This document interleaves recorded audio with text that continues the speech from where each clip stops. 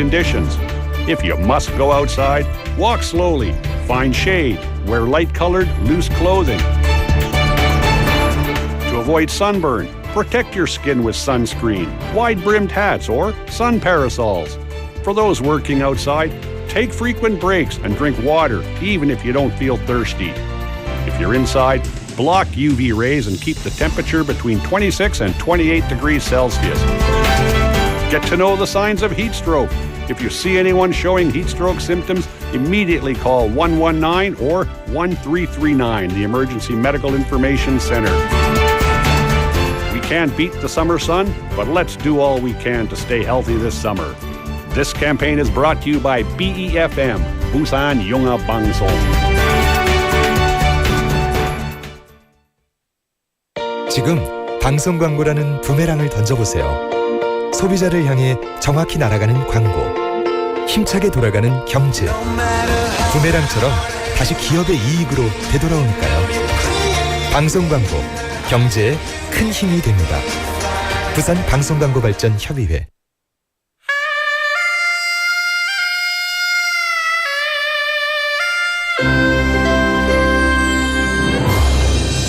The time is now 7 o'clock.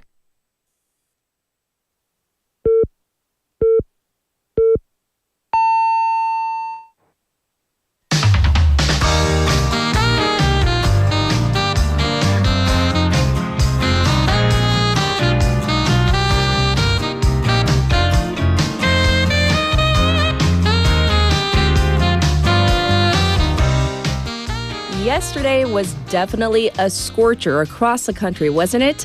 I'll admit, I lingered anywhere there was free air conditioning yesterday. I just stayed there a little bit longer because I didn't want to go outside. Some areas across the nation reached 35 degrees Celsius, and the humidity made it feel much more uncomfortable. The heat wave is expected to persist throughout the week, so I hope you are ready to cope with the heat and humidity. I'm Catherine. This is Morning Wave in Busan on Tuesday, the 1st of July on BEFM, 부산영어방송.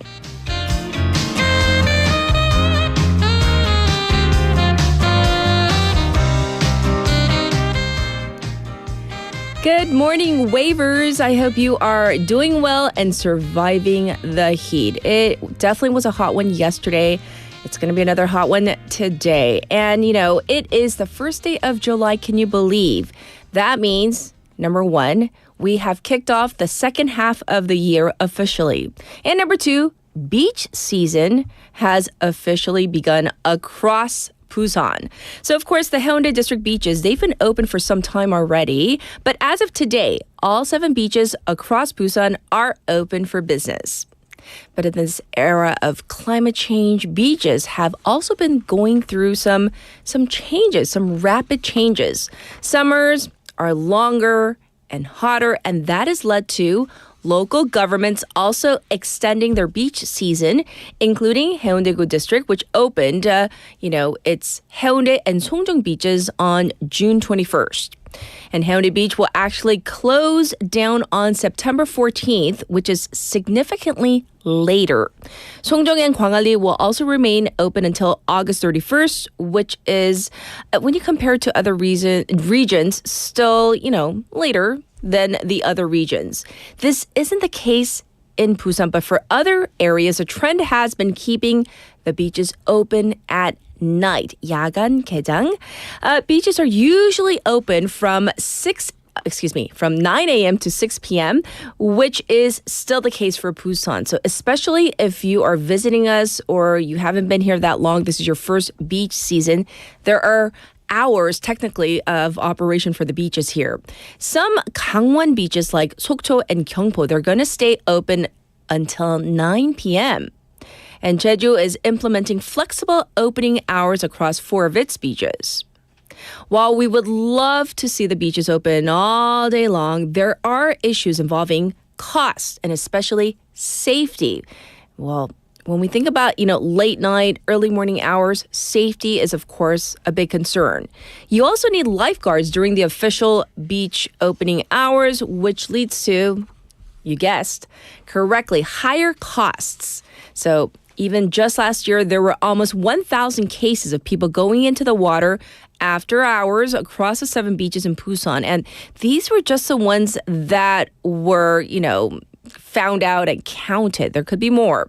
Experts say that extending beach hours could be a move to boost the city's tourism competitiveness. As we all flock to the beach to cool off, this may be something to consider in the long run. All right, so we've been talking about the heat and how it's beach season. It's definitely summer. So here's our text topic. Share with us your summer vacation plans. 자, 여러분의 여름휴가 계획 있나요? 벌써 세우셨는지, whatever it is, let us know. Send in your summer vacation plans to BFM's live stream live chat on YouTube. Go to the YouTube platform, type in BEFM or 부산영어방송 to find our channel. And once you do, you can click on the logo to subscribe, log in, and chat with our other waivers. And, I noticed today, as our producer was pointing out to me off air, like as of today, I think like whoever, logs in and, is the first one there, there's a little crown going on. How cute is that? I didn't even know that was going on until Yeji PD님 pointed that out. So it kind of follows you along, I guess. But anyhow, congratulations to all the princes and princesses, or the kings and queens out there. Also, from your phone, pound 9050 shop 9050. That's going to cost you 100 won. You can also reach me for free through Kakao Talk. Same thing there. You got to do. You got to find us first, right? So type in BEFM or 부산영어방송, and then add us as a friend first to chat away with me, and also you can send in photos too. The ways you can tune into our program, Morning Wave in Busan, is through the radio here in Busan, 90.5 or 103.3 FM. Also, on YouTube, like I said, we're streaming live. You can watch again at your leisure. And we have the BEFM app, our own app, or the Papang app, both of which you can download for free. The latter, you can listen to the Waga Waga segment.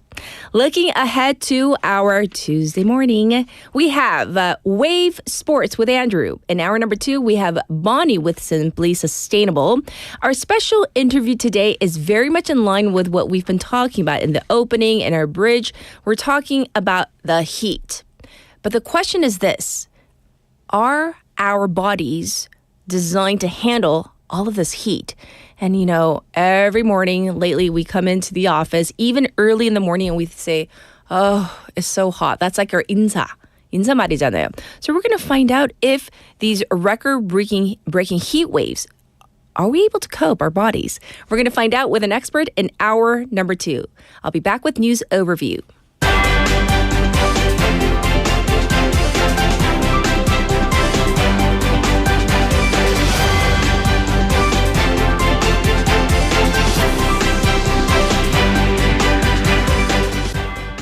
It's time for news overview. It's now at 7:06.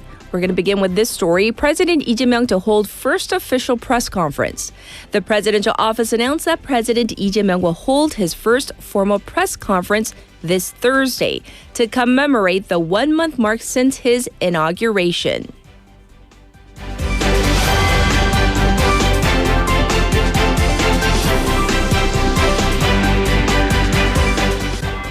Special counsel denies Yoon's request to postpone summons. The special counsel led by Cho In-suk refused to change the summons date to tomorrow, as requested by former President Yoon Suk-yeol's defense attorneys, adding that they will select another date within the week if he doesn't show up today as notified.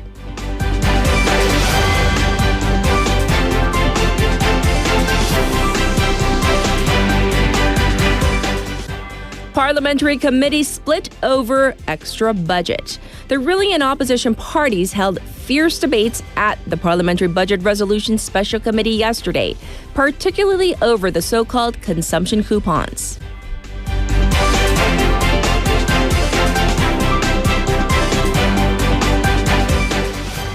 Floor leader Song Won-suk steps in as PPP interim leader. The opposition People Power Party, or PPP, will appoint its floor leader, Song Won-suk, to head its interim emergency leadership committee in an official meeting today, followed by a decision that was reached yesterday. Trump to meet with advisors to finalize tariffs. U.S. President Donald Trump will meet with his trade advisors this week to discuss the mutual tariff rates to be imposed on each respective country, according to the White House. And this was News Overview.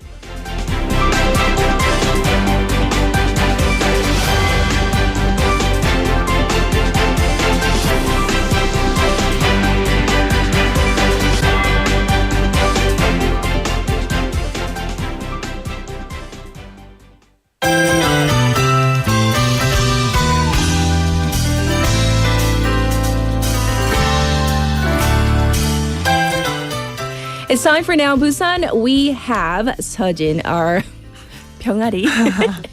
Our PD님 says so many fun things off air. We need to have a mic on her. But anyhow, here we are for Now in Busan. And before we jump in, I want to say good morning, right? Oh, yeah, How are you? Morning. Good. We want to get your summer vacation plans. Do you have any plans to do anything special, go anywhere?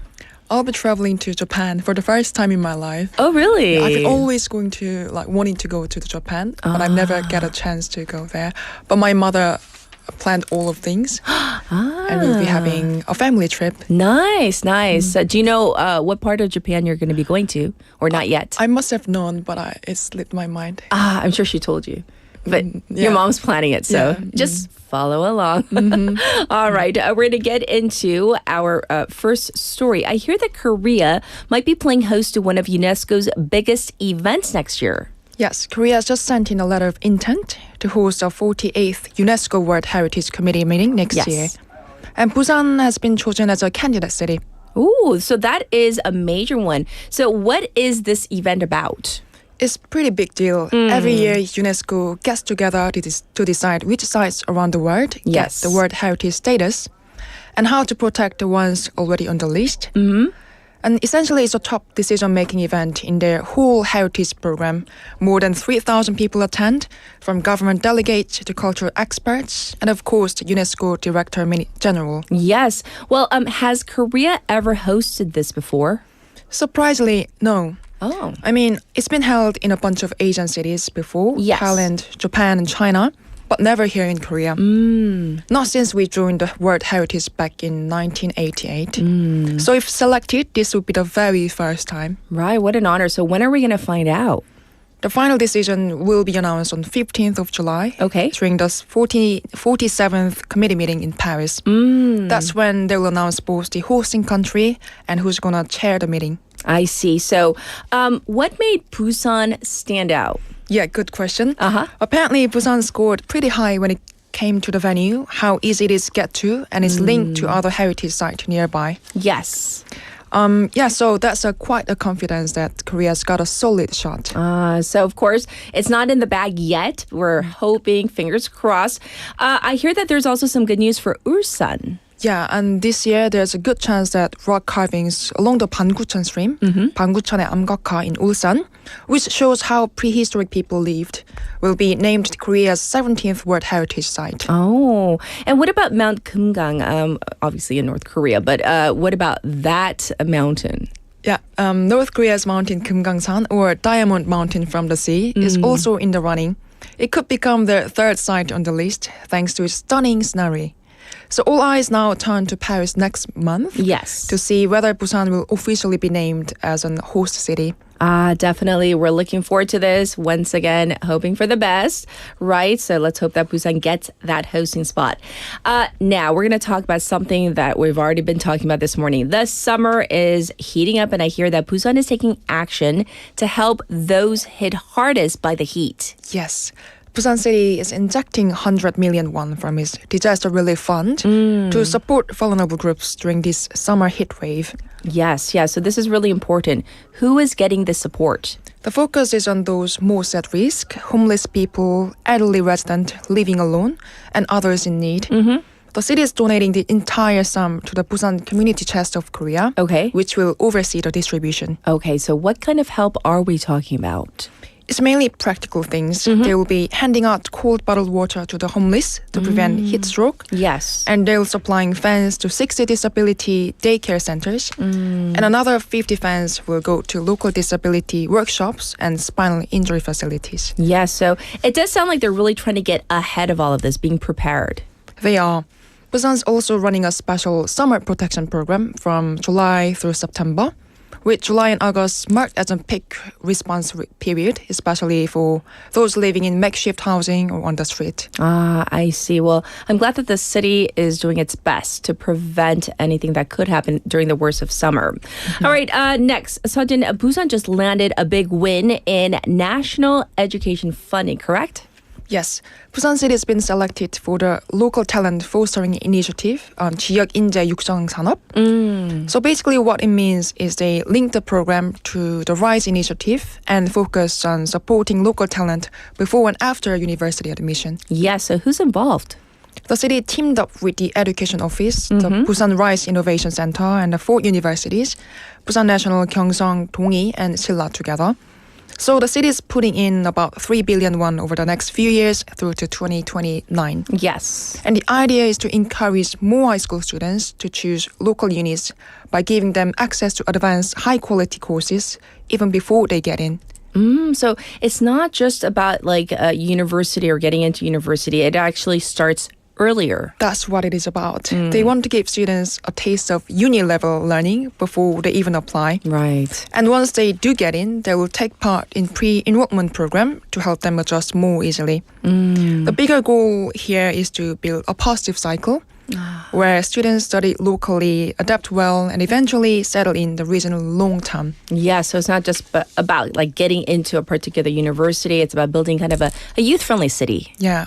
And Mayor Park Kyung-jun said Busan will work with universities, schools, and businesses to become the kind of city that young people want to call home. Of course, we don't want an exodus of, the talented youth, so I get it.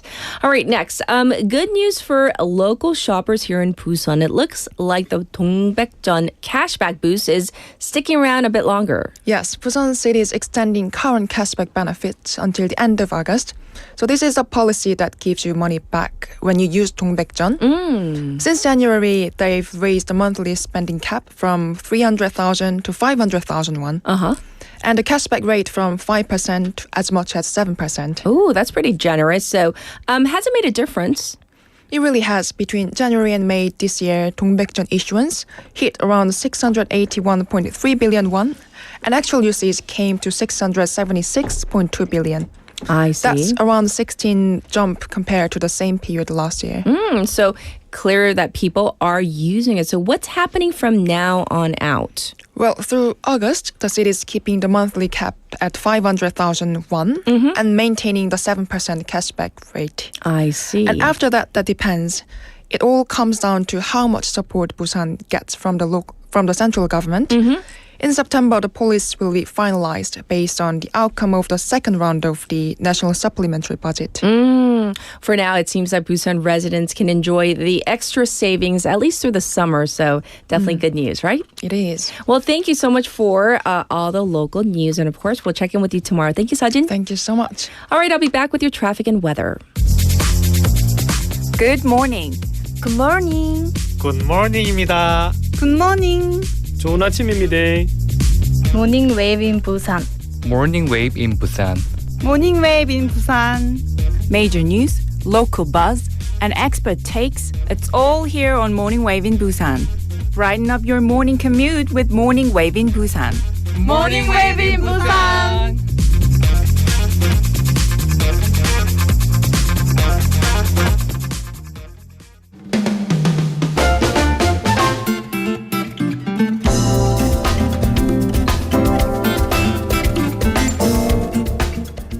It is now 7:17. This is your traffic report. There is congestion to report on the Dongso overpass from Hwangryong ramp to the old Kaegum toll gate. It's also backed up on the Gwangan bridge, that top portion going towards Daejeon. Also, traffic reported on Gwanmun-daero from Pangnam Tunnel to Baegang Tunnel.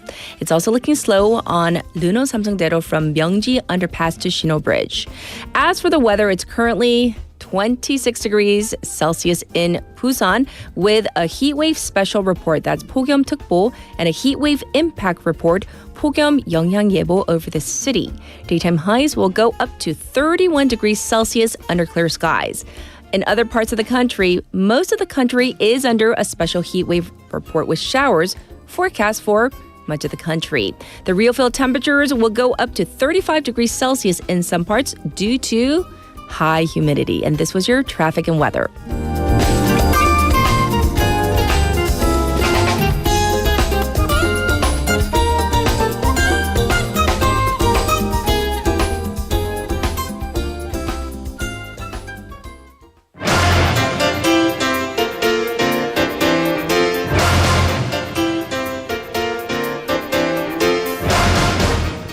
It's time for top stories. We have Haley in the studio. Let's say hi first. Good hot morning. Humid, exhausting morning. I'm smiling a lot today because I'm just trying to will myself to It's get through gonna be Tuesday. fine. This Tuesday, yes. Oof. Yeah. Summer vacation plans. I took my vacation in the spring, Yes. so I wouldn't be taking a long one. But I love little weekend trips, weekend getaways, day trips. So I'm Yes. sure I'll be going to Gyeongju because I saw a photo of the 천년숲, which I usually go in the fall, but it's so woodsy. Go figure, the woods. Yes. But it's so green, and you see shades. I'm like, I'll bet that's 10 degrees cooler. I bet, yeah. But then going to Gyeongju for a cool-off trip also seems stupid on my part because it's so in hot. Gyeongbuk. But yeah, and then just eating. I am a fan of micro breaks, so lots of bingsu, lots of beach time. Find a nice little valley to dip my ankles in, feet and ankles. Yeah, yeah. So little Nice. things. Oh, sounds good. Oh, Bingsu, right? Ooh. 같이 가서 같이- 담그고 다 싶어. 가시죠. Just 같이 the 가시죠. feed and the 빙수. I'll drive. We're going to get into our first story. We've been covering the special counsel investigation into former President Yoon Suk-yeol's insurrection charges, but we also have other special counsel teams launching. Right. So as we are talking about our respective summer vacations, on the political front, this is going to be the summer of special counsels or Yes. special prosecutions, 특검. So we have three. The first one, as we've been talking about in news overview, this is the special prosecution led by Cho Eun-seok, which is looking into former President Yoon Suk-yeol's insurrection charges. And then on top of that, so that's already launched, and of course it's in operation, but we also have two more that are going to have what's called their sign unveiling ceremony, which is basically the tape cutting ceremony, if you will, to officially launch starting tomorrow. So these three special counsel teams will be fully operational 20 days after they were all appointed. Yes. So the first one is a special prosecution investigating the various charges involving former First Lady Kim Gun-hee. Hereafter we'll refer to this as the Kim Gun-hee Special Counsel. There's also the special counsel investigating the death and also the subsequent alleged cover-up involving the Marine Corporal Tae. Yes. So the Marines Death Special Counsel, this is actually going to launch into full working mode from day one, which is tomorrow. It has already summoned the former commander of the Marine Corps, Im Sung-gun, to its offices tomorrow at 2 p.m. And Im is the key suspect in the case.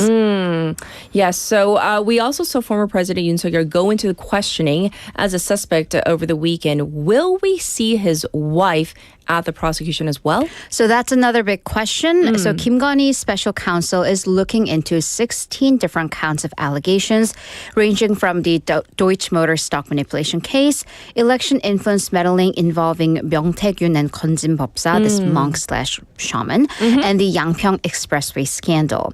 So they are at various points in the respective investigations, and Kim Gun-hee's position here ranges from a suspect to a person of interest. So she has actually previously refused to go into questioning after she admitted herself into the hospital for depression. Yes. She's been released, she's been discharged after 11 days, and she was photographed a few days back in a wheelchair that was being pushed by her husband, former President Yoon Suk-yeol, as they were exiting the hospital. Right. So the special prosecution that's being led by Min Jung-gi said that it actually right now has all the papers from the other organizations, so it's definitely hitting the ground running. And the prosecution said while it has not been in contact directly with Kim Gun-hee's side, it does have plans to summon her and also how in terms of details, and it has prepared for all scenarios. I see. So that's what's happening in these different investigations. Now, let's talk about this. Fresh produce is particularly vulnerable to the weather. So we're going to take a look at how summer produce is faring in the heat and, the on and off rain. Or the lack thereof. Right. Because looking at the 10-day forecast, we're not really seeing any rain, which leads us to wonder, is the summer rain season over. Is it over? It seems that at least the one rain front that was over the Korean Peninsula is already all the way up in North Korea. So we will have to see. Okay. And here's the thing about summer rain, we're darned if we don't, darned if we do kind of a situation. So prices for summer Napa cabbage, 여름 배추, and summer radishes, 열무, as well as lettuce and other fresh produce, they're kind of all over the board. They're going up and down, fluctuating. Sure. So this is according to the Korea Agri-Fisheries and Food Trade Corporation. As of last week, one head of Asian cabbage, 배추 한 포기, it was up by nearly 17% to 3,679 won. Yes. Looking at 열무, summer radish, so these are key like kimchi making vegetables, that was up by 20% to 2,524 won per kilogram. Also big uptick in spinach at over 41%. Ooh. But we are seeing small decreases in cucumbers, green peppers, and onions. But good news is that unlike last year's rain season, we didn't see an unseasonal early rain nor an early heat wave. I mean, we're seeing a major heat wave now, but at least it's July. So things are at least kind of on schedule. However, we do have new concerns, namely avian influenza. Right, bird flu. So according to the Minister of Agriculture, there have been, in June, there have been AI or avian influenza outbreaks reported in 충남 서산, 전남's 강진, and 경남's 김해. The AI crisis alert level is currently at yellow or watch. So then this makes eggs kind of a hot commodity because they're right now in a precarious situation under the new government. The government has just launched an inspection against suspected price-fixing collusion, 가격 담합 by major farms and corporations. So in May, the price of 30 eggs, so that's 계란 한 판, that's the common unit in Korea. Yes. It came to 7,025 won, which is the first time in 4 years that egg prices went beyond over 7,000 won. Yes, indeed. Well, we're going to move on and talk about some major changes coming into effect starting today, because today is July 1st. So that means we are officially in 하반기, which I'm still getting used to 2025. Exactly. So starting today, 30 secondary hospitals, 2차 병원 throughout the country, will have 24-hour care for patients in areas of burns, 화상, hand and digit replantation, so 수지 접합, childbirth, pediatrics, and cerebrovascular disease, 뇌혈관 질환. So these are all fields of essential medicine that are unfortunately, like many areas, going through personnel shortages. But these, if you have a severed finger or childbirth, these are all very time-sensitive medical fields where the golden time absolutely matters. Yes. So the government is going to give 30 billion won in national health insurance funding to these hospitals to boost regional essential medical capabilities. So this is actually a part of a 3-year ongoing pilot program, which will be rolled out nationwide in phases. Yes, and there's another change coming to child support, I hear. Right, so another change coming in the second half of the year, 양육비, child support, prepaid child support systems will go into place starting today. So 양육비, 선지급. So who's going to pay for them? The government, and then charge the offending parent. So these are for single-parent households. The government will pay the child support and charge that to the parent who's overdue in their payment. Okay. So specifically, this is for the parents, single parents who have full custody of the child or children, but they have not received their child support payment for over 3 months or for 3 or more occasions. Okay. Also, they do have to be under the 150% line of median income. The prepaid system will be in place until the child becomes of age at 200,000 won per month per child. But you do have to apply, and you can do so at www.childsupport.or.kr. Well, very important, supporting children. So for our last bit of news, it's hot. I mean, we've said it like at least 10 billion times already today. So hot that the entire city of Seoul had its first heat wave advisory yesterday, along with many parts of Busan.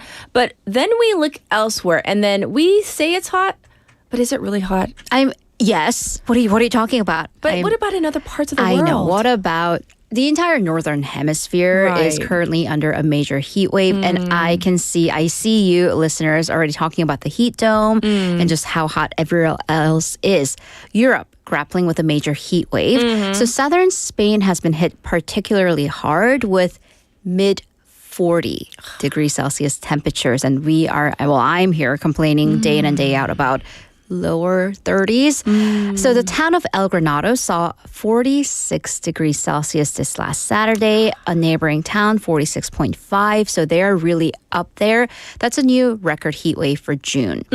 Red heat warnings are enforced in parts of Portugal, Italy, and Croatia, with numerous amber warnings, that's the second level down, covering areas of Spain, France, Austria, Belgium, so on and so forth. Basically, name a European country, they're undergoing a heat wave. And the thing is, the heat has been dubbed the silent killer. So women in Barcelona, Spain, has been found dead. Italy reporting an uptick in heat stroke cases as well.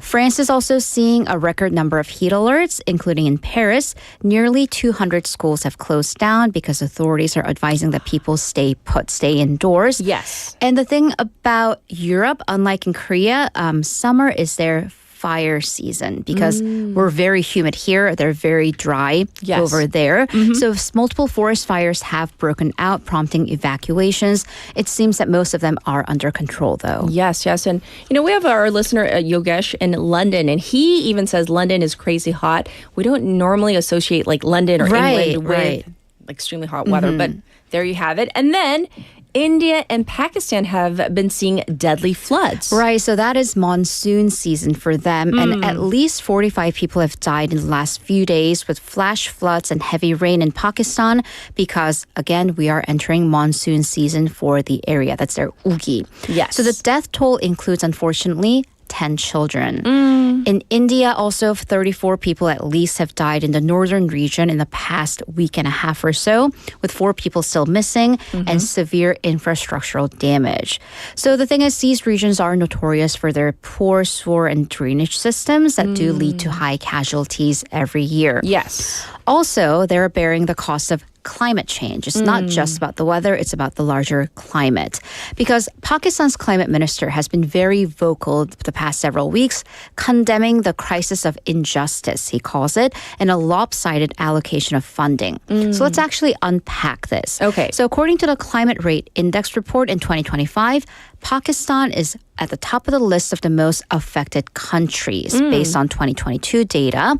And then extensive flooding submerged approximately a third of the country. So a third of the country was flooded, affecting 33 million people. Yes. Leading to huge death spikes of 1,700 people, billions of dollars in damage and economic losses.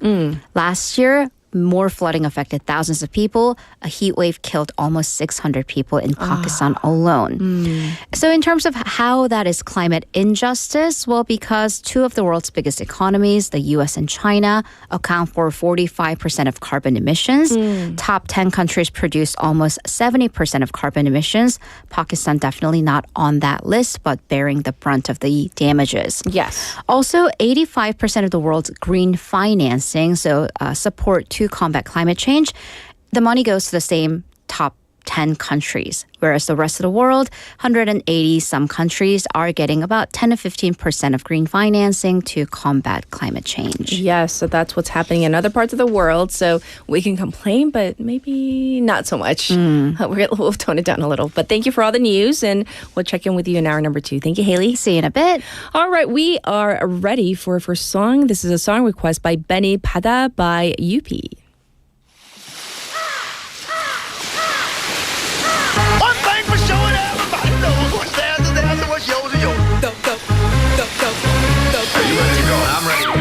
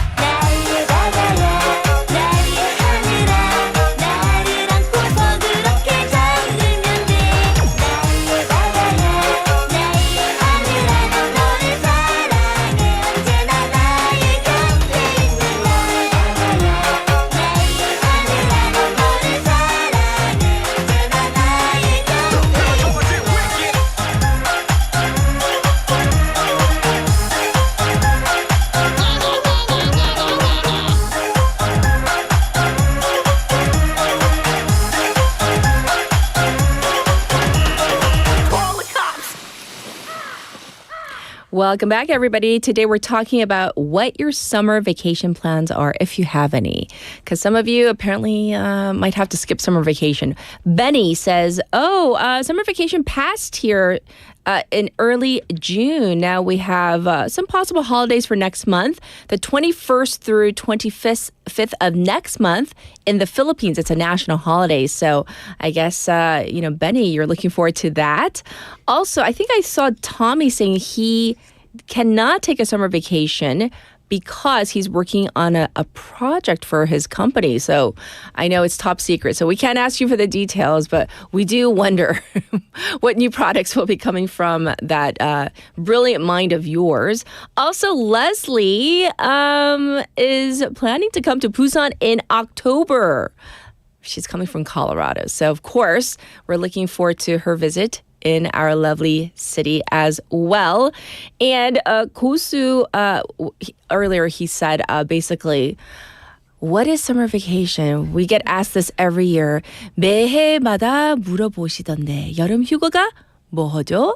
Meaning he's basically going to be working through the summer. So I, for one, I will not be going anywhere, at least during summer, because, on a personal note, there's some, major things that we're working on during summer. So I'm going to be staying put, which means I get to join you, all you wavers out there during summer. Well, I'm going to be back in just a moment with Andrew and Wave Sports.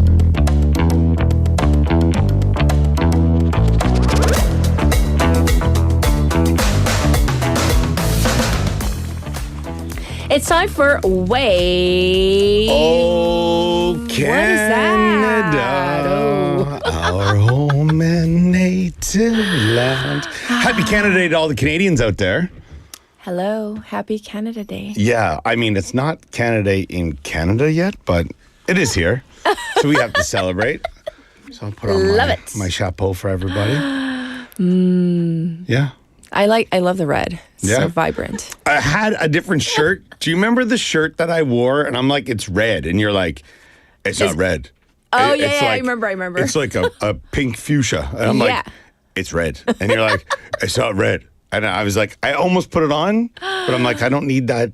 I don't need all that smoke today. No. You just need the hat. Yeah, just let me cook over here. Come on now. All right. So, how are you celebrating summer vacation? I think it's a mix of what everybody else has already said. It's, there's the dream of I'd like to have a big summer vacation. Oh, yeah.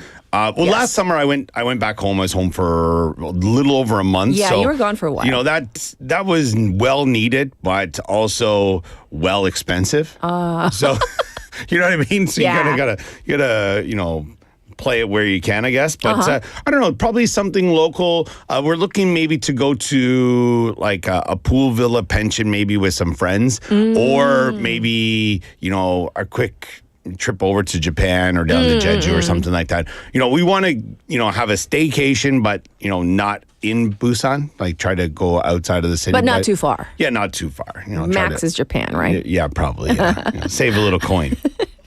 I feel you. Yeah, exactly. Yes. Well, we're going to get into Wave Sports. What do you have for us? Well, we're going to kick things off here with some stuff from the LPGA. Now, the LPGA Dow Championship was going on over the weekend in the U.S.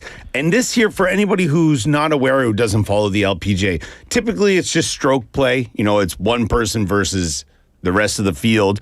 But at the Dow Championship every year, it is 4-ball. All right. So what this means is that, you're paired up with another partner. Yes. All right. And I'm not sure how I'm for some of these, I'm pretty sure they pick their own partner. They choose who they want, right? Yes. Because I was following some of the ladies and I know that like some of them are friends. So I'm like, oh, okay, they just chose each other. Like, it's pretty cool. But also like an advantage, like if you're like the top 2 players in the tour. But it didn't end up being that who won. So, and then what happens is you both hit your balls, but at the end of the hole, whoever has the best score, that's what you count.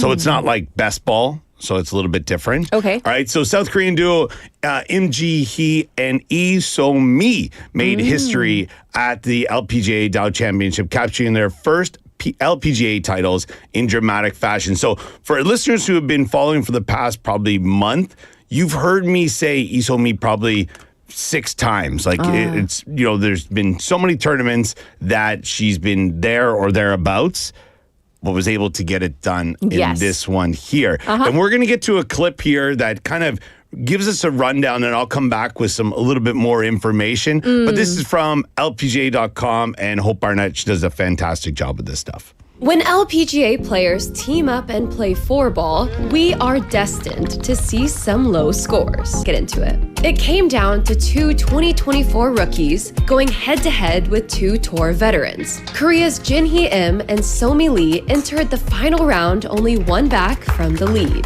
while Lexi Thompson and Megan Kang were trailing by 3. Nerves of steel for Lexi and Somi on the 18th tee. Jinhee was up first.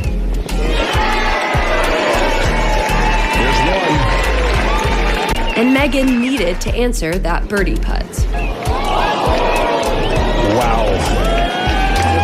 That is it. So with that, the 2 fresh faces out on the LPGA become first-time tour champions. First, I can't believe it. So,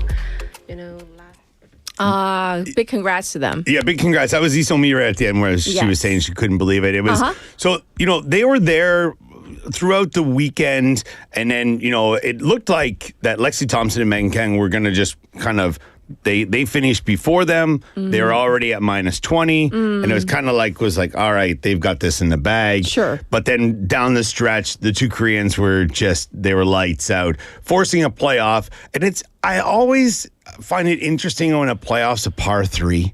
Because it's just get it close and you have a chance. But they both did off their tee shots, and then it ended up being that Jinhee sunk her shot, and then Megan Kang missed it and it was as soon as she hit it. I don't know. It was just a good camera angle. You could see it was just gone. Like it wasn't even going to be like, oh, it's going to lip in or something like that. Right. So she drained an 8-foot birdie putt. It wasn't a gimme by any means, but locked it right in. Now this win marks the 4th LPGA title by Korean players this season, joining Kim Ha-lim, Kim Hyo-ju, and Roo Hae-ran in the winner's circle. There were a few other Korean partnerships that were in there around, but nobody that kind of hung on like Isomi and Im Jinhee has now. So this year, they were able to bring home a combined $805,000 US dollars. So they'll split that. Yes. All right. So, and then, they are the 50th and 51st Korean winners in LPGA Tour history. Nice. Nice. I don't know who gets the 50th. I don't know. Because that's like a monumental thing. Is it like alphabetical order? Oh, maybe it might be. I don't know. I'm not sure. Maybe I need to find that out. I just thought of that now, actually. So right. Not sure. Well, great to hear about them. Their first tour wins. Yes. And where are we headed to next? Well, we're going to head over to the football or soccer world. I do want to talk about the FIFA Club World Cup because it is... I don't want to say it's the only thing going on right now. There's not a whole lot of sports going on, Major League and stuff like that, but, big events anyways. But we'll get to that in a moment. I first want to talk about somebody who has maybe more money than Fort Knox. Oh, who are we talking about? Cristiano Ronaldo. Ah, right. All right, so he signed... CR7 signed a new contract. All right, have you heard about this contract? I have, and it kind of boggles the mind, but it's like there's so many zeros. And it's just like, so he's already filthy rich. $200 million a year is what we're looking at here, all right? And, if we look at what I like when people break it down, there was a photo, I think it was saw that. Bleacher Report or somebody put this out. And it was like $200 million a year. That's $16.6 million per month. That's $3.8 million per week. That's $22,000 $547,000 per day. 하루에 5억 넘게 벌어요. 와, 숨만 쉬어도. Well, that's more like that's closer to Chilok because it's American dollars. It's just like all right. Then $22,000 per hour. $381 per minute. Per minute, he's making $380. So it's like per second. 50만 원. Per second. $7 a second. Now he's back on our level, $7. $7, yeah. Per second. We can handle that. Break it down there. But also, it's some signing bonuses and perks, and it's a 2-year deal. This could, if everything goes through, he's going to be making close to $1 billion, which would be mental. But there's a reason why people are like, everyone thinking like, oh, this is absolutely ridiculous. But if you look forward, so Saudi has been awarded the 2034 World Cup, right? So I think they're trying to do here, because part of this deal that he's getting a stake in that team. All right. Al Nasser? Al Nasser. All right. So 15% ownership stake. Okay. All right. And then, so they're trying to keep him around because obviously, well, I say obviously, but who knows? He's not going to play in the World Cup in 2034, but who knows? Who knows? Right? If he says he wants to, he probably will. But then it's going to hopefully elevate the Saudi League profile, maybe bring some more players there. And yeah, but it's just, a lot of people are wondering like, oh, this is unbelievable. But I mean, they're going to pay him the money. Why not? I mean, I guess they think he's worth it. So obviously, he's like the face of Saudi football. So. It is for sure. He is for sure. So in the FIFA Club World Cup, they're moving into the the quarterfinals. So they are still in the round of 16 for a few games. So the first team to, punch their ticket into the quarterfinals is Fluminense, who were able to knock off Inter Milan. The game today or tonight, I guess it is Manchester City versus Al Hilal. Over on the other side of the bracket here, we have Palmeiras knocked out Botafogo, and they'll take on Chelsea in the first official part of the quarterfinals. PSG were able to knock off Inter Miami, which is kind of, I don't know, some people might say bittersweet. I'm not sure because Messi used to play for PSG, that kind of stuff. But that will probably be the game to watch here, the PSG, because they will take on Bayern Munich in the other quarterfinal, which going into this, a lot of people had them both maybe making it to the final, but because they're on the same side of the bracket. Yes. Two other games that will happen today will be Real Madrid versus Juventus, which I'm sure Madrid might be able to move on there. And then we're looking at Monterrey versus Borussia Dortmund in the other one. And, well, I don't know. I want to see Monterrey move on there, just for someone different in there. So, that'll go on. I'll have probably, by next week here, we'll be talking about who's going to be in the semifinals and then maybe my final predictions. All right. But we got to talk about the Lotte Giants. Lotte Giants. Our waivers, the whole time we're talking about sports, they're like talking about the Lotte Giants. They want to know what's going on. Yeah. Just leaving it to the end. I know. The suspense. Well, again, a little bit like the week before. A week that probably could have been better than it was. All right, I'll say with that. So we had 2 wins, 3 losses, and a rain out. So not too bad. But the issue was that some of those losses were not very pretty. Right. And in typical KBO fashion, they're kind of blowouts, right? But the highlight for Lotte was on Sunday versus KT. I was at this game. It was fantastic. But it was hot. If you're going to Sagic this time of year, bring your sun cream or sunscreen, maybe like something bigger than the hat I'm wearing. You need a bit of shade. Yes. All right. So they were able to win 10-5 over the KT Wiz to kind of finish off the weekend on a high note. The low point there was a 4-0 loss, a 4-0 loss, shutout to KT on the Saturday. But, midweek, the games weren't that great against the NC Dinos. But they are still in third place, a game and a half ahead of the Kia Tigers. Hanwha is still at the top of the table, and then LG Twins in second. But what to look forward to this week? Yes. It's kind of a big week for Lotte, but it could be a big week for the other teams in the top 4 or 5 as well. Because Lotte does welcome the LG Twins to Sagic this week with LG Twins only being a game ahead of Lotte. When they're not playing each other, you're kind of looking at like who's winning here, who's winning there. Oh, did they lose? And this way, you don't have to worry. If they win, they can win all 3. They're going to be up there in the second place. And we'll see how Hanwha's been a bit shaky as of late. We'll see how that goes. But I would hope for at least 1 win out of this homestand. And then they'll head on the road this weekend to Gwangju to take on the Kia Tigers, who, they've had a great home record, but also in the past, 10 games, they're 6-2-2. They were down at the bottom for a few weeks at the start of the season, and they've come roaring back. So, it'll be interesting to see how that goes as well. And then I believe after that is the All-Star break where the teams will, well, not all the teams, but a lot of the players will go to Daejeon. To the new Hanwha Eagles Stadium for the All-Star game, the All-Star break. We'll see how that goes. The weather hasn't been the best the past few years. Sure. I remember 2 years ago, it was in Busan, and it was kind of like there was enough break in the weather that they got the game in. Yes. And it was like, all these people have made it all the way to Busan. Please let the game. So hopefully that everyone has a great time up there. But we'll be talking a little bit more about that next week. But yeah, it's a big week for Lotte.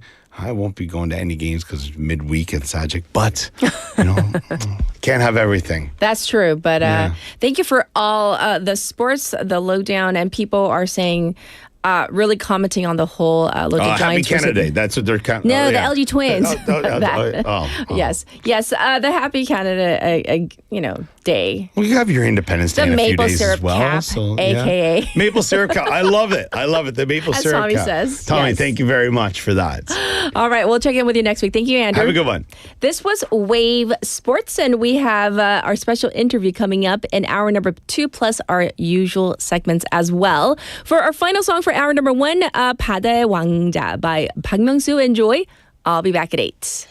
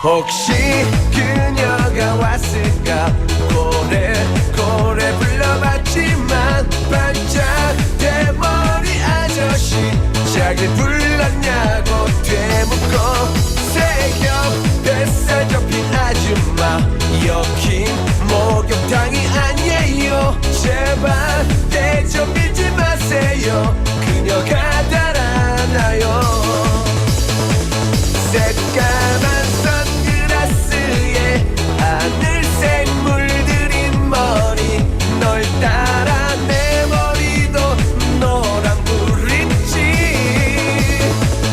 이 여름 그녀 없으면 물 없는 사막이에요 앵두 같은 그녀 입술 보고 싶어요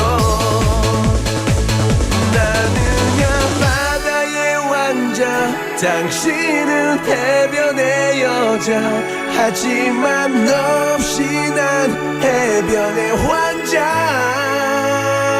기적이 일어난 거죠 그녀가 찾아왔어요 난 세상 참 올여름은 감동의 바다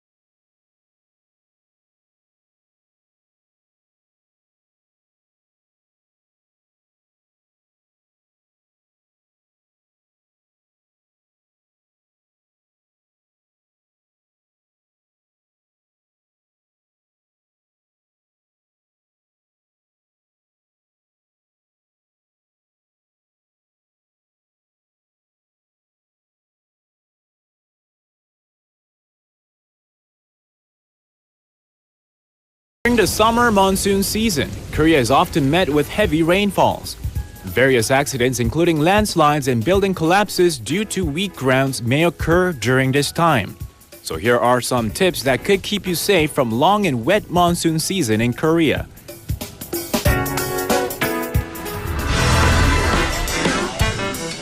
First, regularly check and maintain water and drainage channels. Second, fix objects that could be blown away by severe wind, such as boards, TV networks, and others. Third, residents who live near areas prone to landslides, flooding, and sinkholes should be aware of the location of a nearby shelter as directed by authorities. And lastly, be aware of getting electric shocks. Always take preventive measures when using electric appliances to protect against electric shocks.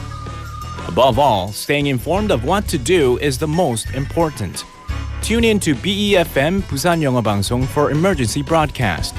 This campaign is brought to you by BEFM 부산영어방송.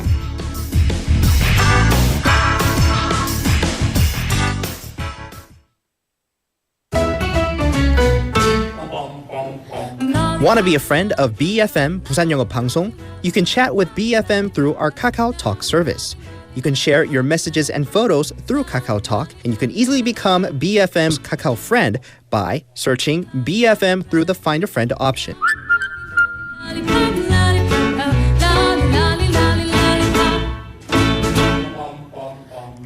Come share and chat with us at BFM anytime, anywhere for free. Don't forget to add BFM 부산영어방송 to your Kakao friends list. Man, I haven't got a chance. I call him.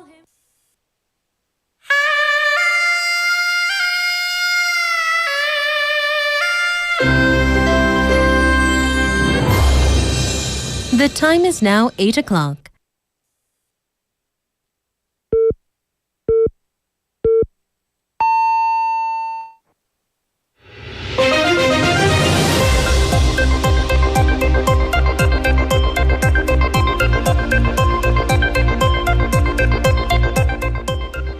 It's now 8 o'clock. This is Morning Wave in Busan's second hour. We're going to begin with Spotlight News. President Lee Jae-myung to hold first official press conference. The presidential office announced that President Lee Jae-myung will hold his first formal press conference this Thursday to commemorate the 1-month mark since his inauguration.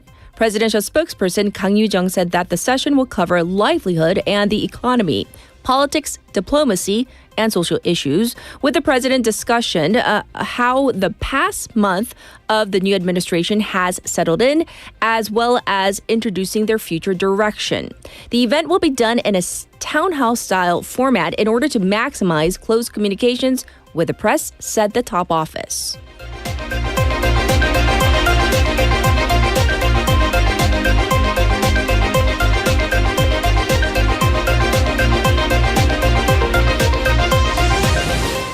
Special counsel denies Yoon's request to postpone summons. The special counsel led by Cho Eun-suk refused to change the summons date to tomorrow, as requested by former President Yoon Suk-yeol's defense attorneys, adding that they will select another date within the week if he doesn't show up today as notified.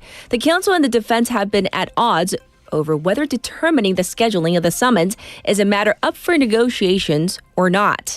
In the meantime, a military court yesterday issued the extension of the detention of Lieutenant General Yeo In-hyung and Major General Moon Sang-ho, who are facing fresh charges for their alleged role in the martial law imposition.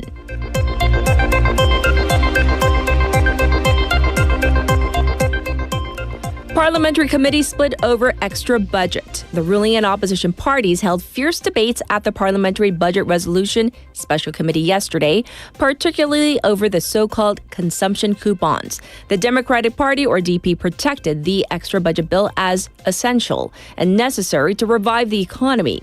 The People Power Party, or PPP, expressed concerns over financial soundness over issuing government bonds, claiming that each citizen will have to pay 450,000 won extra in taxes.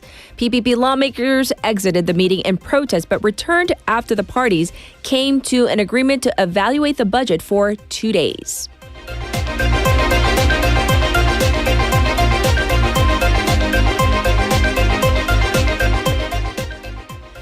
Floor leader Song Eun-seok steps in as PPP interim leader. The opposition PPP will appoint its floor leader Song Eun-seok to head its interim emergency leadership committee in an official meeting today, followed by a decision reached yesterday. Song will replace Representative Kim Yong-tae, who had led the party's emergency committee through the snap presidential election after former President Yoon Suk-yeol's impeachment. Song emphasized that the emergency committee will be a temporary decision-making body until its official leaders are elected at the party's national convention likely to take place in August.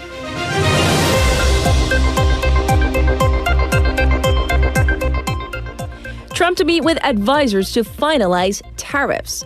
U.S. President Donald Trump will meet with his trade advisors this week to discuss the mutual tariff rates to be imposed on each respective country, according to the White House. Spokesperson Caroline Leavitt said that Trump does not think extensions to the tariff deadlines are necessary, and unless countries come to negotiations with goodwill, he will determine the tariff rate on many of them. President Trump further threatened higher tariffs on Japan over what he claims is the country's unwillingness to buy American-grown rice, saying that he will be sending them a letter in the near future. And this was Spotlight News.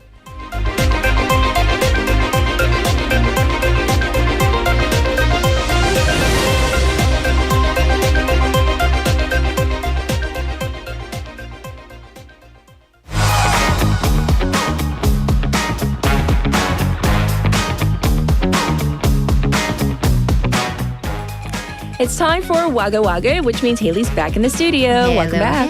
Yes. We're going to dive into our first stories. You know, we sometimes talk about how it seems that parents are more involved, so involved in their adult children's lives and business. And this case definitely is along those lines, right? You and I talk about it. Oh, yes. Have you? I do wonder. I know we have educators, teachers amongst our waivers. I want your input as well. Also, we have many parents. Yes. Since, until what point do you intervene in your in your kids' schoolings? When do you contact the teacher? At what point do you just tell your kid to deal with it on your own versus, I'll call your teacher or I'll text your teacher for you? You know, I stopped calling or contacting my kids' teachers, like in high school, unless it's an emergency. Right. I feel like you're old enough. That's just my personal opinion. Yeah, I think I started telling my sister in middle school, right, just don't contact your teacher. Right. Take care of it at school, but if you must, yeah. Anyway, so we are going all the way up to the university level. Sorry. 표정 관리가 안 되네요. Okay. Specifically, Seoul National University. A TA at the school posted they have this online community every time. It was titled, "Wow, a parent lodged a complaint about their child's grade." So this person, he or she, is a TA for what they say is a natural sciences elective, 이과 교양 과목의 조교입니다, and received an email from a parent about their student, which was titled, "My child would never receive this grade." This email, by the way, the TA actually screen grabbed it and posted it. It said, "Why are you, the TA or professor, doing such a rubbish job 엉터리로 운영 with class and evaluations?" So what prompted this outburst? A C. Oh, the student got a C. The adult child got a C. So the parent was baffled to see the C on the child's report card because here's the reasoning the parent gave. I mean, everybody thinks their child is brilliant. Right. But for your reference, at the email, my child, the student, graduated from a gifted high school with excellent grades and is fully educated on university level math and physics. Meaning, there's no way their son or daughter should have gotten a C. And that this was according to the parent, an eye-opening experience that I'm just going to put down my fingers and stop air quoting. Yes. This mighty Seoul National University's grade evaluation system is nonsense. It was like, 그 대단하다는 서울대. And then it was very sarcastic and very angry.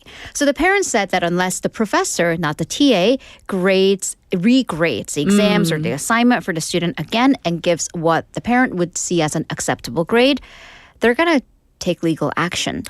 소송 건데요? 소송 건데요. Also, again, took up issue with the TA's grading and not the professor and demanded a recount. So the TA went up to the professor and said, this is what happened. The professor said, that's such a non-issue. Yeah, which so I'm glad. I'm glad that the professor has a spine. Right. Yes. And the TA also forwarded that email to the student, the child, and said, make sure this never happens again. So, you know what? At least I'm glad people kind of, in my opinion, this was a very common sense response to an uncommonsensical issue. Yeah. Unless that student is like, let's say he or she skipped grades and is a minor, like I don't understand why the parent is getting involved. That's just my opinion. Right. And then at the same time, if you are a minor in a university setting, it's also part of socialization and learning experience. It's a C. I don't know. Maybe that was their first C ever. So I'm curious, are there legal grounds for a lawsuit? Right. We don't want to feed the monsters. So according to experts, no. Okay. Or it's virtually impossible because now we're going all the way up to the Constitution. Here we go. Pump up. The Constitution guarantees universities autonomy based on the freedom of academics and scholarship. So it is under the authority of the faculty, professors, even TAs, and their expert assessment on how they evaluate a student's performance. Yes. There are very rare cases where the court will and they have intervened when a decision is seen as excessively unreasonable or it lacks an objective justification. However, in all of these cases, the parent or the student, they have the burden of proof. You need to prove that the professor was very unjust or unfair in the grading. And that applies to either administrative lawsuits or civil cases for damages.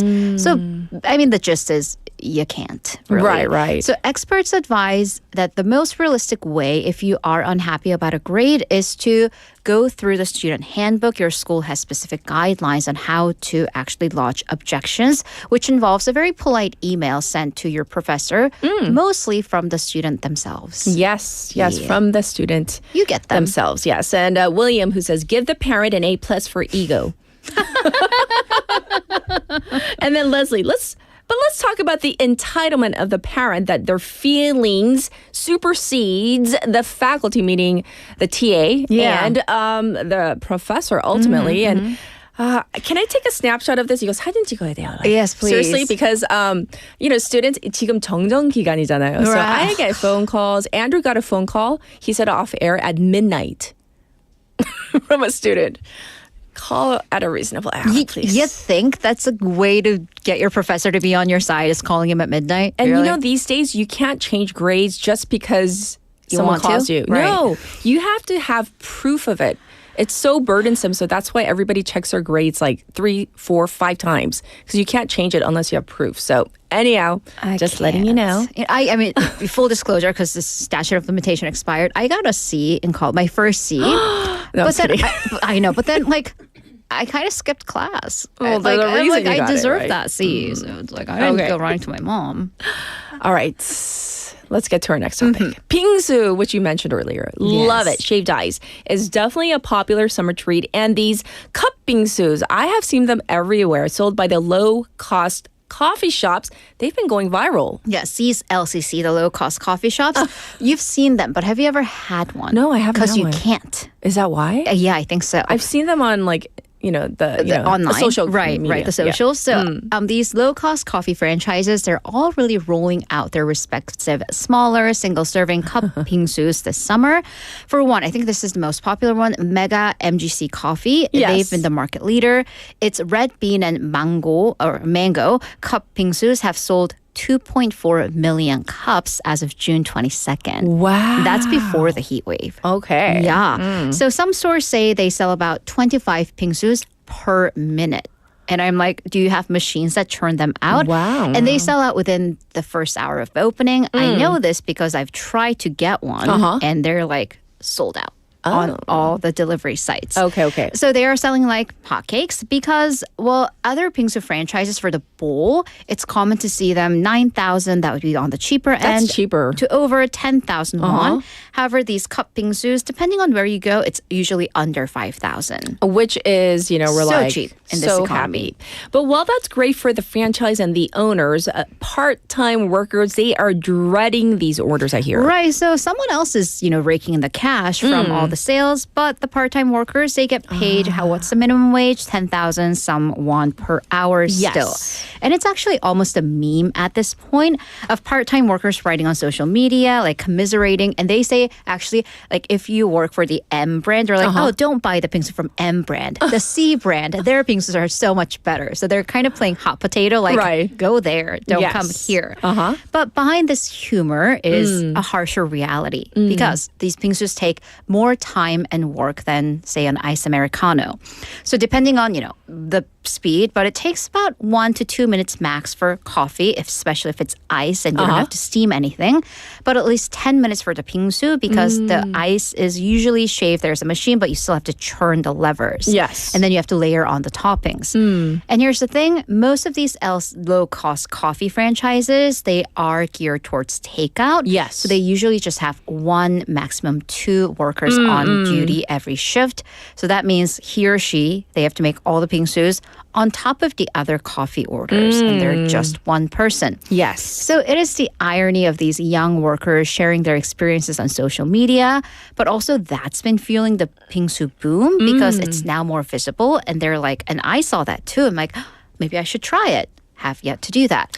So it goes on to the larger issue of kind of cheaper labor but overload of such labor with no added benefits for the workers. So there have been calls for the corporate headquarters to send in support, whether that be fancier machinery that will grind the ice for them or more support for the franchise owners to at least hire additional help during the peak times. Yes, and as Jung says, 수박 주스도요. Meaning the workers are saying 서로 다른 가게 가라고. Because you have to actually seed all of them. Right. That's a lot of work.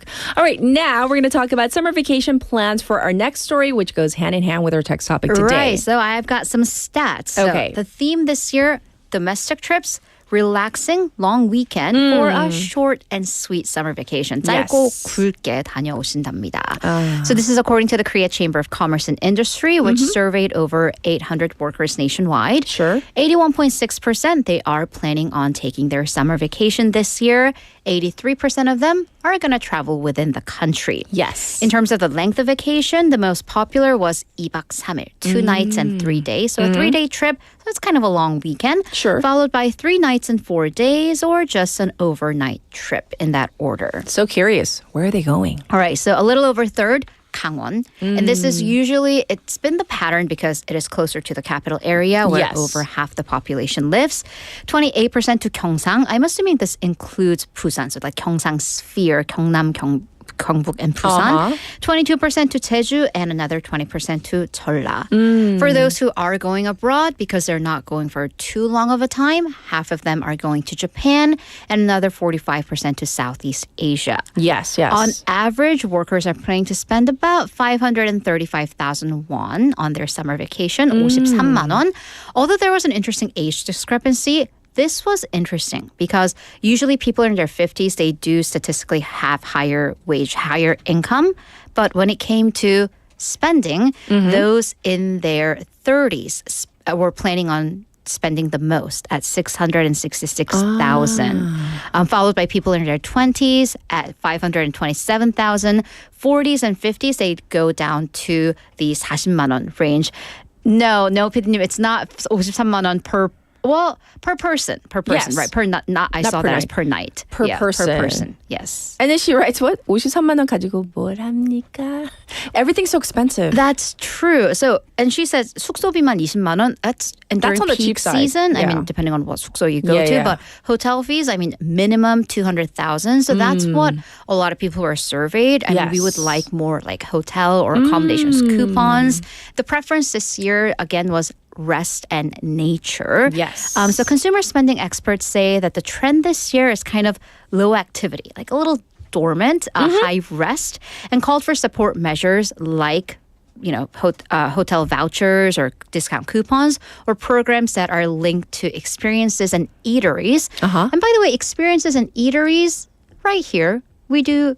It's great in Busan. Yeah. Come to Busan. Yeah. 부산에 오시면 저희도 있고 우리 PD님이 뭐 소울스도 있고요. 네? She's like, huh? I actually took a couple of my friends around the entire weekend. I dubbed it Haley Tour. It's, we eat, we walk, and I talk incessantly until your ears bleed. So we have a lot of stuff going on in Busan. Right. Yes. And now, let's take a look at next year because we're already in the second half of 2025. Unreal. So we have to look at how many days we're going to have off for 2026. All right, get your calendars out, get your red pens out. This is according to the Korea Aerospace Administration, KASA, 우주청. They officially published the calendar for 2026. Yes. Big picture. If you work a standard 5-day schedule, you're going to get 118 days off next year. That's one less than this year. I know. It's like, where's my day? Give me my extra day. But there will be 8 long weekends. And we're defining long weekends as 3 or more days off. The Lunar New Year holiday will be the longest at 5 days. So I don't know, start booking tickets. That's from February 14th to the 18th. Yes. Chuseok will be a 4-day holiday from September 24th to the 27th. It's kind of early. We also have 5 3-day weekends, Buddha's birthday, Liberation Day, National Foundation Day, Hangul Day, and Christmas. Oh, so we can look forward to that. I do want to read one short message because this relates to what we were talking about earlier, one of your stories. Layla, she apparently, works at an elementary school. Right. And she says, 제가 일하는 학교에는 자기 아이가 모기에 물려왔다고 민원 넣겠다며 극성인 학부모님들은 초등학교에도 많지만 대학교까지 이어지나 봐요. 뇌. Yes. Sometimes the parenting skills. So in English, basically, she works at an elementary school where a parent apparently said that they were going to file a civic complaint because their kid got bitten by a mosquito. Can I be sassy? Aren't you always? Do you need permission? I read studies. It's kind of genetic. It's your blood type and kind of the scent that you give off. So it's your fault if your child's getting bitten by mosquitoes. It's that parent's fault. I'm done. That's what Haley says. All right. Well, thank you for all the woggly news. We'll check in with you tomorrow. Bye. All right. Let's get to your traffic and weather.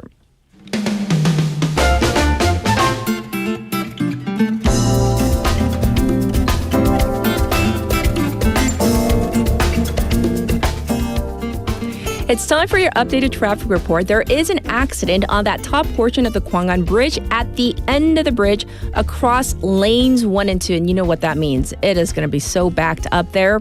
It's congested on Yeonsuro from Mangmi to Suyeong intersection. Also, traffic on Mandukdaero from Sukdong to Deokcheon intersection. And it is slow moving on Gayadaero from Daegum to Jure intersection.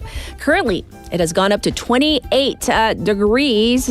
And this is in Busan. We have a heat wave special report. 폭염특보 and a heat wave impact report. 폭염 영향 예보 over the city. The daytime high will go up to 31 degrees Celsius under clear skies. Most of the country is under a heat wave special report with showers forecast for much of the country. Real field temperatures will go up to 35 degrees Celsius in some parts because of the high humidity. This was your traffic and weather.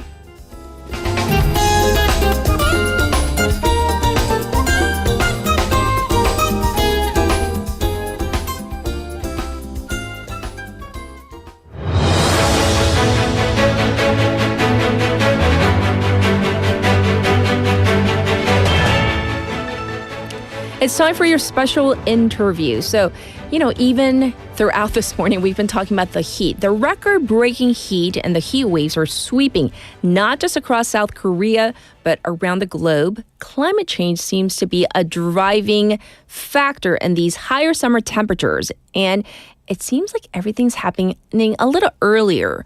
But here's a question. Are our bodies truly ready to handle all of this excessive heat?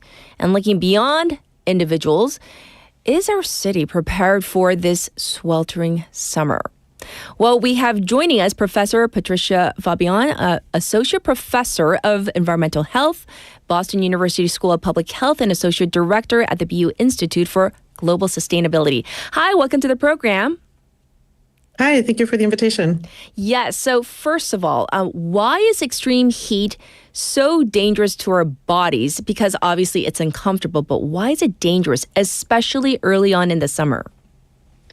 Yeah, so I'll start by saying that the reason we know that the earliest heat wave is dangerous is because as soon as it gets hot, you see a spike in emergency department visits. So that's the reason we know that in the beginning, when it gets hot, it's dangerous. Yes. Two potential reasons. One is that our bodies haven't acclimated yet. You know, when it gets hot, your body cools off by sweating, by transpiring. And as the weather gets hot over time, then your body acclimates and you can handle heat a little bit better.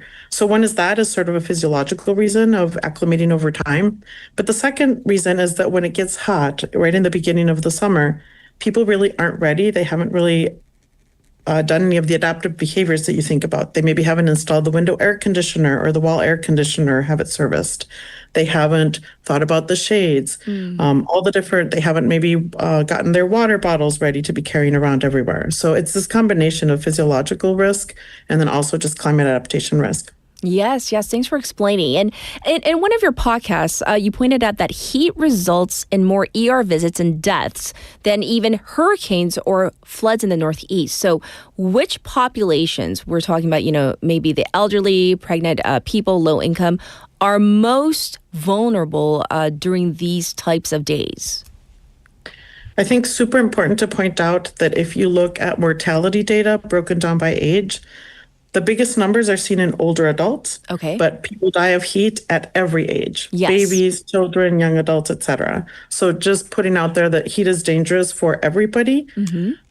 Older adults obviously are really vulnerable. And when you look at mortality data during heat waves, that's driven by older adults. But for example, if you look at emergency department visits, that's not driven by older adults. That's mostly about kids and younger adults. If you look at mortality reports from specific cities, sometimes the people who died were people who were at home but didn't have cooling. And so that then could be low income, or it could be someone who has limited mobility and their air conditioning stopped working. It could be someone who doesn't have the ability to pay for air conditioning. And other reports that you look at in cities, the mortality is high in, for example, people who are unhoused. So people who don't have a shelter, don't have a home, and can't cool down. Yes. Great points that you make, Professor. Well, there is a growing call to redesign infrastructure to better withstand extreme heat in countries, for example, in South Korea, where, the four seasons are pretty distinct and winter often brings heavy snowfall. Cities and infrastructure systems, they may be less prepared for the other side, the extreme heat side. Is it because of what we've been used to, the climatic profiles that we have, that maybe we're not as prepared for the heat? So when you say infrastructure, I think about a wide range of things. And what I know are buildings, so I'll talk about buildings, but we also have to worry about things like bridges and train tracks and other types of infrastructure that weren't necessarily constructed for extreme heat. But kind of focusing more on buildings, which is really where my research and my expertise lies. Homes that are in cold weather, like in Boston, where I live in the northeastern United States, they were built to retain heat. They're built because there was snow and it was cold. It still snows and it's still cold, but the homes aren't built to cool down. So it's a problem because now that the weather is warming and we have longer hot periods, more intense hot periods, etc., the housing stock just isn't built for that. Yes. I would say a second piece to that is that in weathers like here in the Northeast, many buildings don't have air conditioning for the same reason. If it was just going to be hot for 1 or 2 days in the summer, there really wasn't a need to install mechanical cooling like air conditioners. Yes. And the last thing I'll say is that a lot of housing stock is old, particularly in cities pretty much all over the world. And there you have really inefficient homes that are pretty leaky and energy inefficient. So even if you have cooling, sometimes it's a challenge to do so in a really energy efficient and cost effective way. I see. And you also mentioned earlier, Professor, just a little while ago, like not just buildings, but you said tracks and other infrastructure. So can you expand on that a little bit? So infrastructure, if you think about train tracks, and they're usually designed to go up to certain temperatures, and they can expand and contract, and they're designed with spaces, for example, between them so that when it's cold, they're still safe. When it's hot, they're still safe. Yes. We need to start thinking about that type of infrastructure. Roads, sometimes the asphalt on roads almost melts when it's really, really hot because they're not designed for such extreme heat as we're seeing these days. Yes, yes. And so in terms of the extreme heat that we're talking about today, Professor, I mean, both challenging on city infrastructure like you just told us about, but also I imagine on human physiology, like our bodies, are we able to tolerate and to adapt to these conditions? So absolutely. I mean, there's studies showing, when people move from one region to another, they can acclimate. Certainly we acclimate over a season. I think that there's a lot of solutions and not all of them are for people to adapt to the heat. I think that there's things that cities can do to cool down, things like planting trees, reflective surfaces, things like white roofs and cool roofs. Sure. At a building level, there's a lot we can do to insulate buildings better, decarbonize them, swapping out things like old furnaces for heat pumps that can cool and heat. There's smaller things like shades, increasing ventilation. So that was kind of city level solutions, building level solutions. At an individual level, there's a lot of things that we can do to cool off. And some of it is just being educated and being prepared, being hydrated, checking in on people who we know are vulnerable to heat. So I think that if you think about the array of solutions that there are for us to adapt, there really are very... Yes, yes. And right now, excuse me, even our listeners are chiming in saying like, oh, they finally turned on their AC maybe yesterday or a couple of days ago because it is above 30 degrees. As air conditioning use increases, obviously so does energy demand. So what long-term sustainable alternatives to cooling do you see as most viable? I think what's viable is for us to think of the spectrum of solutions. So one, cooling down the cities by reducing heat islands. Second, reducing the energy demand from buildings by making them more efficient through weatherization, insulation, air sealing. Third, sizing cooling correctly and just accepting that there will be cities and places in the world where we will have to have mechanical cooling, where these other cooling strategies won't be enough. And then the last one would be educating people so they know the risks of heat and health and recognizing the signs.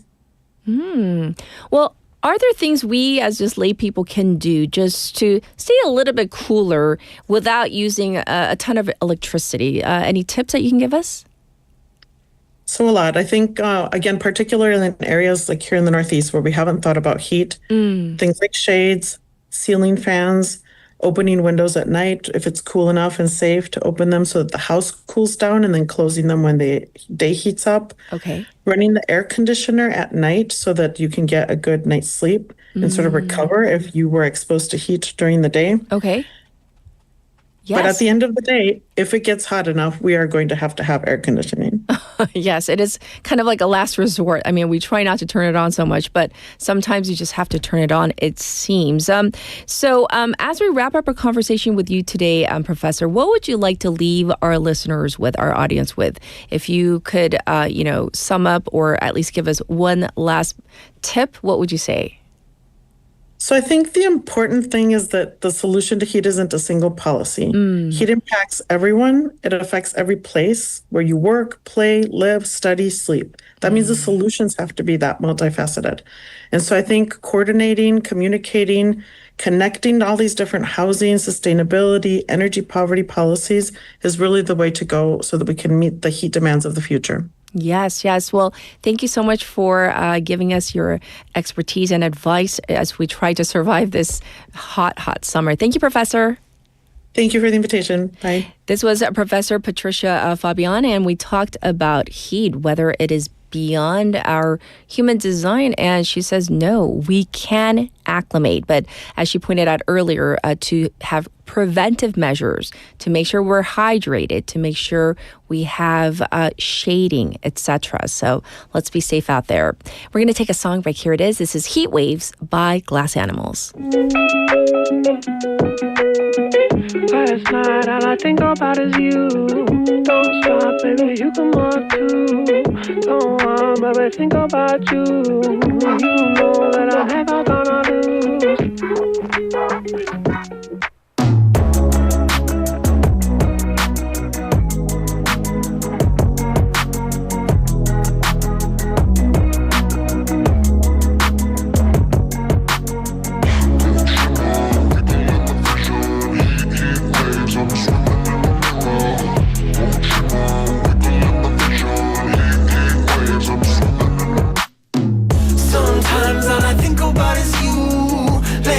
In the middle of June, he waves been faking me out. Can't make you happier now. Sometimes all I think about is you. Late nights in the middle of June, he waves been faking me out. Can't make you happier now. Usually I put something on TV, so we never think about you and me. But today I see our reflections clearly in Hollywood, laying on the screen. You just need a better life than this. You need something I can never give. Fake water all across the road. It's gone now, the night is come. But sometimes all I think about is you. Late nights in the middle of June, he waves been faking me out. Can't make you happier now. You can't fight it, you can't breathe. You say something so loving, but now I gotta let you go. You'll be better off in someone new. I don't wanna be alone. You know it hurts me too. You look so broken when you cry. One more and then I say goodbye. Sometimes all I think about is you. Late nights in the middle of June, he waves been faking me out. Can't make you happier now. Sometimes all I think about is you. Late nights in the middle of June, he waves been faking me out. Can't make you happier now. I just wonder what you're dreaming of when you sleep and smile so comfortable. I just wish that I could give you that bad look that's perfectly unsaid. Sometimes all I think about is you. Late nights in the middle of June, he waves been faking me out. He waves been faking me out. Sometimes all I think about is you. Late nights in the middle of June, he waves been faking me out. Can't make you happier now. Sometimes all I think about is you. Late nights in the middle of June, he waves been faking me out. Can't make you happier now.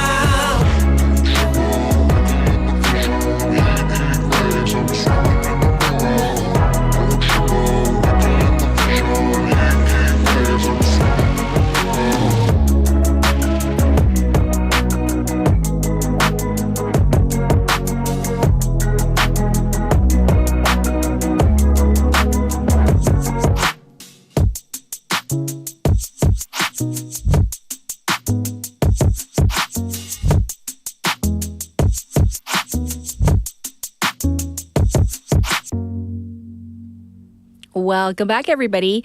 I was looking at some of your comments that you posted on our YouTube page. A lot of commenting is about the weather because we just can't get away from it. That is on the front burner, as they say. I mean, you wake up, it's hot. You go to bed, it's hot. And during the day, it's hot everywhere. And even Tommy's saying, I guess, he finally turned on the air conditioning yesterday. So, I was telling Bonnie off air, I hit the remotes for the individual air conditioning units for each room, and now I can't find them. So I don't know. I guess I'm trying to save the planet in my own special way. Other people mentioning, yes, that they are also turning to other things like cold drinks as well to kind of cool down as we are definitely getting into this hot weather. People are also appreciating all the kind of cool 바다 songs, like even 혜성님 on our Kakao Talk board as well. So definitely our producer, PD님, she is trying to do her best to cool us down during this heat wave. All right, now we're going to get into Simply Sustainable because Bonnie's here. We'll be back in a moment.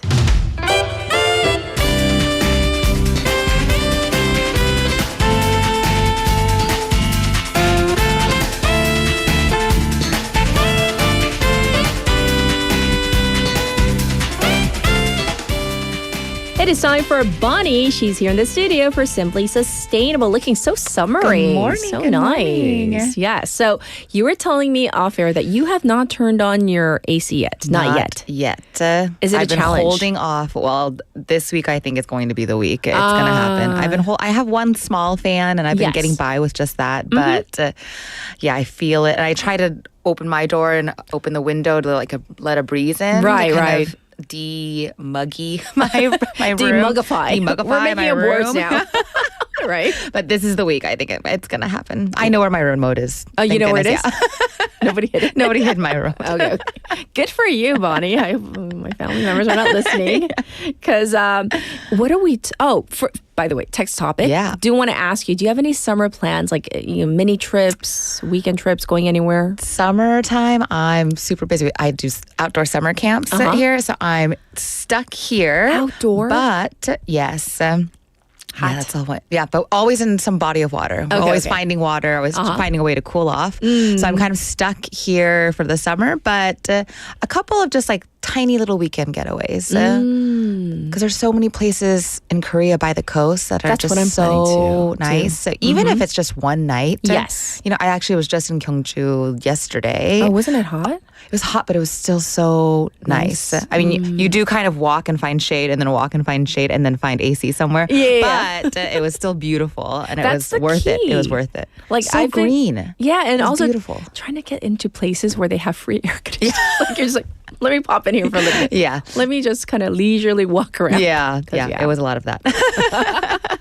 All right. What are we talking about today? Okay, so today's news, not really happy news. So in Korea, some of you may have seen this on the news already, actually. But after 7 years of switching to paper straws, this very popular cafe that you see everywhere that has those very distinguishable green straws has switched back to offering plastic in store. Because normally, you guys probably knew they or kind of do this eco-conscious thing and they switched to paper straws 7 years ago. But in response to a lot of customer complaints, because I also know I've used those paper straws, they are not doing their job very well. And especially if you have a drink, especially a hot drink, I guess, because it kind of disintegrates faster. Right. But if it's sitting in there for a while, it gets really soggy and mushy, and especially kids, they start chewing on it, and it's just kind of a big mess. So anyways, in response to all those complaints, they have brought back are offering these plastic straws, but they're claimed they're plant-based plastic straws, so they're made out of sugar cane. Okay. But they're doing a trial basis for 200 stores right now. So they started this last week. So you'll start to maybe see them offer, when you get your drink, a non-paper straw. Maybe it's sugar cane, plastic, whatever it might be. But even if it's sugar cane, which is better than petroleum-based plastic, I do like eco-friendly in air quotes because they're still not great for the environment. I have a real true story. I went to that particular coffee shop over the weekend, and then I saw my roommate was driving, and he whispers as we're going through the drive-thru, saying like, so do you have those plastic straws? Like he was doing some sort of illicit like deal, right? Yeah. And the reason why he was dunchi buying is because I've been telling him about like Bonnie says this and Bonnie says that. And like, we should be more conscious about it. So I'm not perfect, but I've been trying. Yeah. And so I've been, preaching to him as well. So he was like whispering and then thank goodness she's like, no, we don't have those. We're not planning to have those at this particular chain, right? Oh no. And he was like, okay. It's like a black market thing that they have to. Yeah, like I was just like, just be proud and ask for your plastic straw. I mean, if you're going to be like that, right? Yeah, and it's something that I think we all know by now. Yes. Everybody knows plastic is bad for the environment, and straws has been a big thing for a while because some of you may have seen that video of. This is what kind of really got me, but the video of the turtle with the straw. It says if you watch that video with the volume on, it's a little bit horrifying. Right. It's really, really awful to hear, and you think like, could that have been my straw? Because we always think, well, it's just one straw, but actually this particular cafe, this particular coffee shop, they use about 2 billion straws a year. 2 billion a year. Goodness. So everyone that's like, oh, it's just one, all those just ones kind of add up. And to that turtle, that just one made a pretty big difference in its life. Yes. Right? And thank goodness that one had somebody that pulled it out, but many other marine animals don't. And so if you think about not just that one cafe, but all of the cafes, especially here in Korea where we get the ice Americanos as our signature drink, we are using a lot of them. So, I wanted to bring this topic because I do understand, though, that the paper straws are not realistic. They're not fun to use at all. Yes. So, the sugarcane straws, though, I will say they're a better option than the petroleum-based plastic. But not perfect. But still not perfect because there's so much that goes into the production of them. That's They true. are using the byproduct from sugarcane, but you still have to manufacture them, you still have to produce them, you still have to box them and then transport them. So they're still not technically, good for the environment in that way. So what do we do? Yes. Right? What is the eco-friendly way? I personally think maybe bringing your own tumbler and straw as well, right? If you can bring, I have a glass one today. Yes. But if you bring your own, we all have our cups today. Yeah. So if you bring this, then you don't have to use, this is the most sustainable because you just keep using, you what wash it. What material is that? Glass. It's glass. A glass one. Okay. So it's cute too, right? And glass are nice. They're see-through, so you can see if there's something stuck in it if you're getting like a smoothie based. But that's the most, I think, eco-friendly, sustainable way. But the waivers out there, is that too inconvenient for you?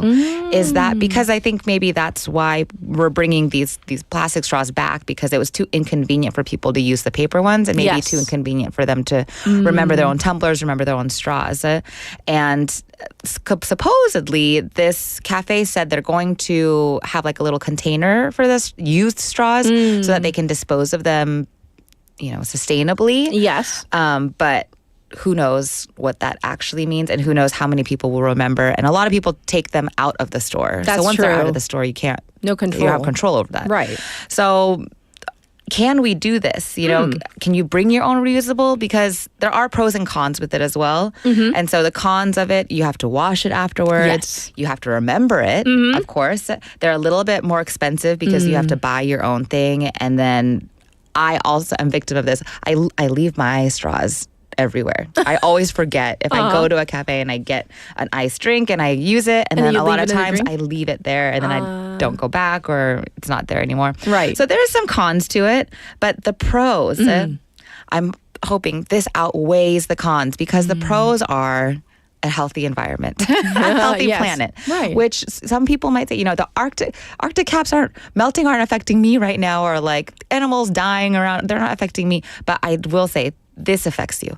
Climate. The climate effect. We're talking about weather today. We're talking about heat today. The climate, literally climate change is changing our climate, right? The weather. Yes. So if you don't want to have really, really crazy heat waves and floods happening in your area and all different kinds of unpredictable and extreme weather happening, these are the little changes and the little inconveniences that we kind of have to make or live with. We have a message for you from William from San Francisco. It says, welcome to the Club Cat. My morning walks with Lily. When we see a piece of plastic, I say to her, Lily is his beloved dog, says, Bonnie wants us to pick that up. I love that. Like people are really incorporating what you're saying.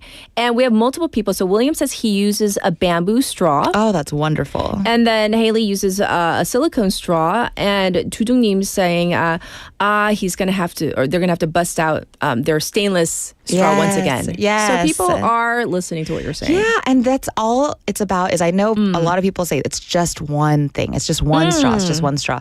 But it's not really about the straw. I know one straw isn't going to change the whole world. Sure. But it's a change of mentality. Right. It's the mindset that we're trying to change. Because once more people get used to maybe bringing that straw, that inconvenience becomes not inconvenient anymore because we've normalized it and it's a part of our everyday life.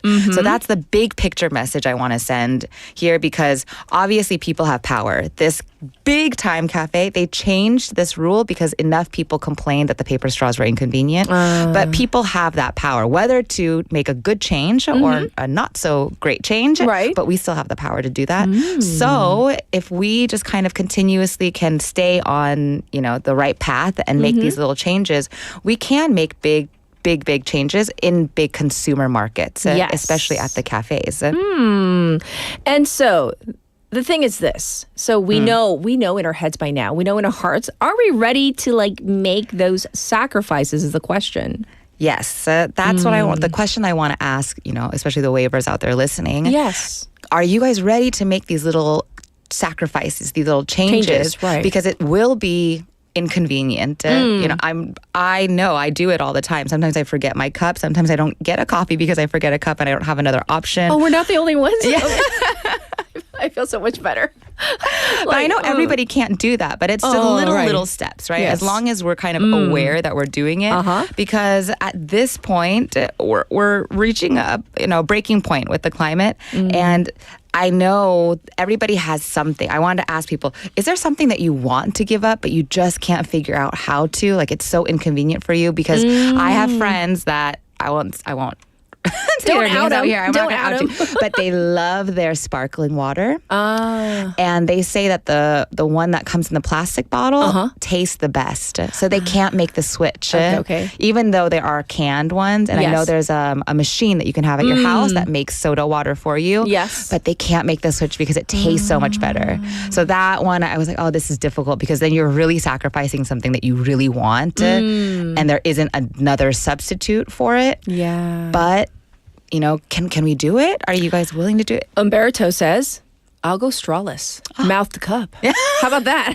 Just getting rid of the straw what altogether. A rebel, right? Saying, hey. Yes. You know, there was a time when these things didn't exist. Right? And there is a way that you can enjoy your beverage without the damage, of course. Yes, and this is great time. I wanted to bring this up as well because today is the first day of July. It is. Which means it's Plastic-Free July. Oh, Did you guys know that? No. Yes. Plastic-Free July is a huge campaign that started in 2011 in Western Australia, and 100 million people participate in this around the world. Over 190 countries pledge to reduce their plastic in some way. Yes. So all those waivers, you can actually go on their website and make a pledge yourself. But also I challenge you to make a pledge right here. If you want to tune in, write to us. What is your pledge that you're going to reduce what kind of plastic this month? Because if you can do it the whole month, maybe you can continue on for the rest of the year. Let's try it together. So is there one thing that you I use definitely that you could cut down on? I'm gonna put her on the spot. Make her pledge right now. Oh, okay. I think I can make commit a switch. To that, make a switch. Okay, I like that. Definitely, because we're running low on toothbrushes. Okay. So yeah. So now's the time. Now's the time. Okay, I can got do some it. bamboo toothbrushes for you then. Okay. Well, I will definitely try. Bring them by. Thank you so much for educating us. And of course, we'll check in with you next week. Thank you, Bonnie. Thank you. All right, everybody. I have a PSA for you, so I have to get this out to you. This is an emergency broadcast from BEFM. The Ministry of the Interior and Safety has issued this public service announcement at 8:32 a.m., July 1st, 2025 nationwide. As the heat wave continues, the risk of water-related accidents is increasing. So when enjoying water activities at swimming beaches, coastal areas, rivers, valleys, and other locations, please make sure to follow basic safety precautions. Always wear a life jacket. Children must be accompanied by a guardian. Do not swim under the influence of alcohol. Evacuate immediately in case of heavy rain. And if an accident occurs, alert those around you and call 119 right away. Also, schools and households are also advised to educate students or children in advance on how to stay safe during water activities. Once again, this was a message from the Ministry of the Interior and Safety. Wishing you a beautiful, safe Tuesday. Here is 내 눈에는 by Psy, and you might see William and Lily as we say goodbye. Bye, everybody.